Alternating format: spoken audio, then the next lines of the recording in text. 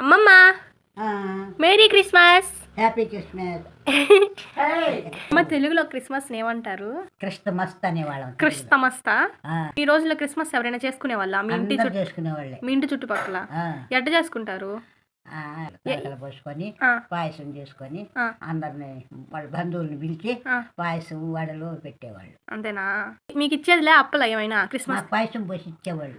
Christmas కి పాయసం ఒకటేనా? అప్పుడు ఇంకేం చేసేదిలే వాళ్ళ? గారెలు కేకు అవన్నీ ఏంలే అప్పుడా? బాగున్నోళ్ళు అయితే కేకులు అయితే తెచ్చుకుంటారు, లేని వాళ్ళు అయితే పాపం ఏం చేసుకుంటారు, పాయసం చేసుకునే వాళ్ళ. నా శాంటా తాతని చూసావా? ఎర్ర డ్రెస్ వేసుకొని బొమ్మలు ఇస్తాడు కదా పిల్లకాయలకి, అయింది తెలుసు నీకా? స్కూల్లో ఇస్తారు. ఎట్టుంటాడా తాత?